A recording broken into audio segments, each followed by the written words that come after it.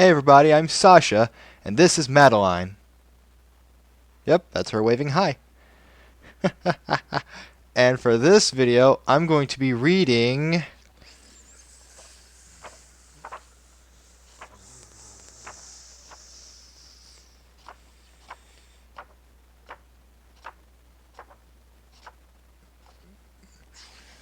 Madeline and the Bad Hat.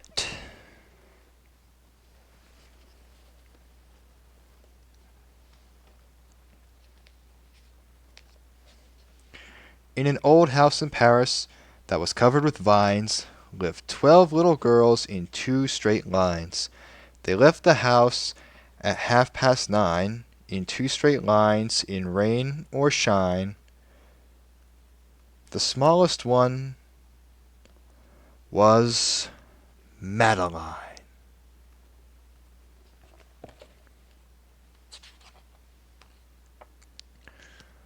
One day the Spanish ambassador moved into the house next door.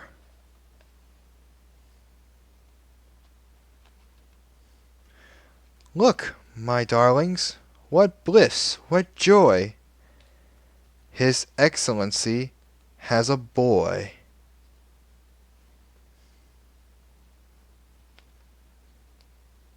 Madeline said, "It is evident that this little boy is a bad hat." In the spring, when birdies sing, something suddenly went zing.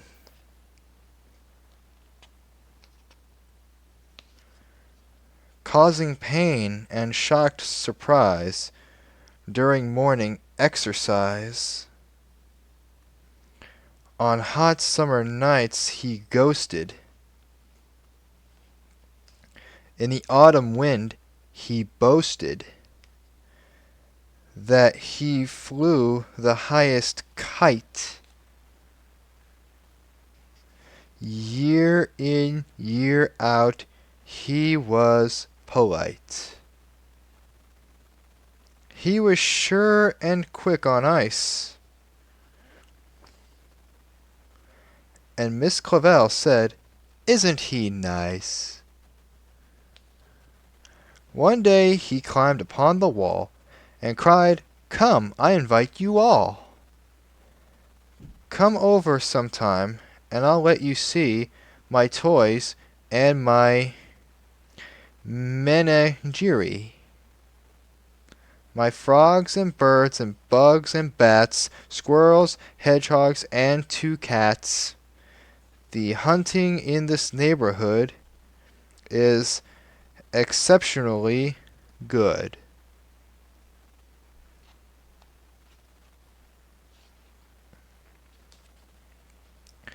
But Madeline said, "Please don't molest us. Your menagerie does not interest us." He changed his clothes and said, "I bet this invitation they'll accept."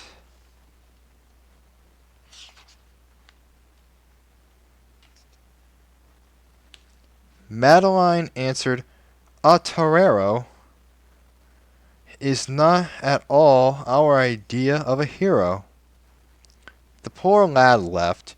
He was lonesome and blue. He shut himself in. What else could he do?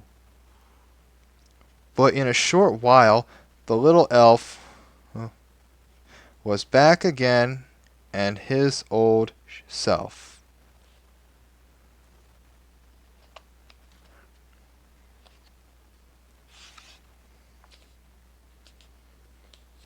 Said Miss Clavel, "It seems to me he needs an outlet for his energy. A chest of tools might be attractive for a little boy that's very active." I knew it. Listen to him play, hammering, sawing, and working away. Oh, but that boy was really mean.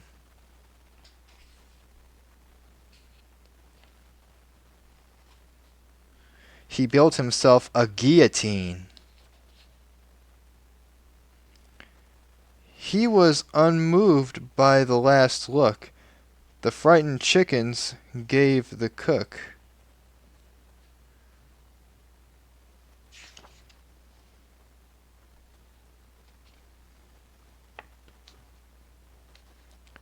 He ate them roasted, grilled, and Frito.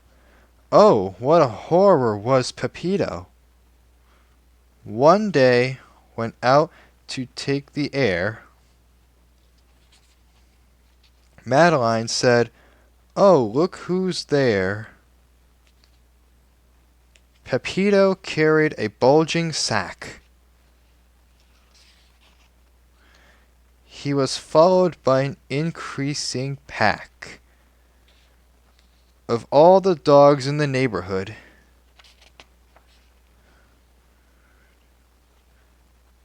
That boy is simply misunderstood. Look at him bringing those doggies food.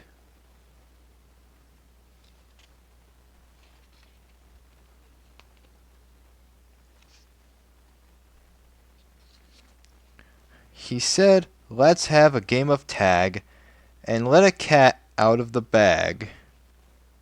There were no trees, and so instead, the cat jumped on Pepito's head.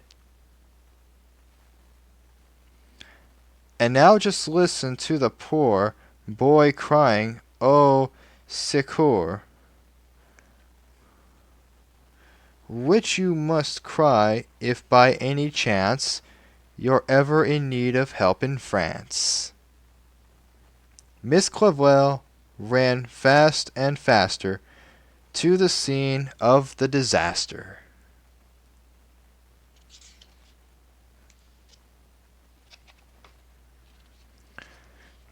She came in time to save the bad hat, and Madeline took care of the cat. Goodbye, Fido. So long, Rover. Let's go home. The fun is over.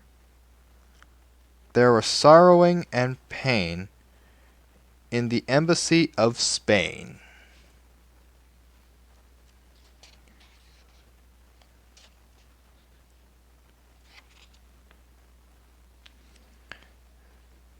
The ambassadress wept tears of joy as she thanked Miss Clavell for saving her boy. "Nothing," said the ambassador, "would cheer up poor Pepito more than a visit from next door." "Only one visitor at a time. Will you go in first, Miss Madeline?"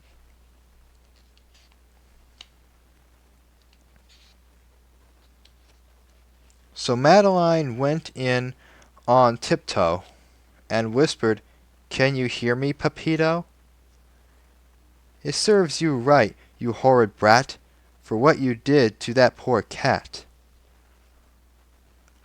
"I'll never hurt another cat," Pepito said. "I swear to that. I've learned my lesson. Please believe I'm turning over a new leaf." "That's fine," she said. "I hope you do. We all will keep our eyes on you."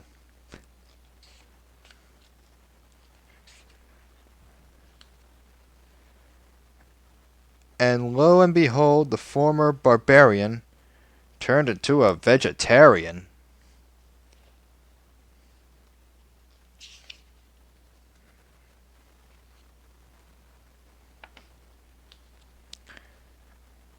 And the starling and turtle, the bunny and bat, went back to their native habitat.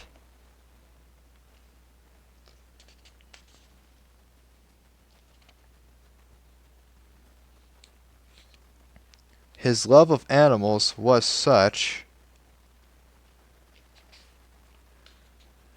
even Miss Clavell said, "It's too much." The little girls all cried boo-hoo, but Madeline said, "I know what to do." And Madeline told Pepito that he was no longer a bad hat. She said, "You are our pride and joy. You are the world's most wonderful boy." They went home and broke their bread and brushed their teeth and went to bed. And as Miss Clavel turned out the light, she said, "I knew it would all come out right." The end. Want to wave goodbye?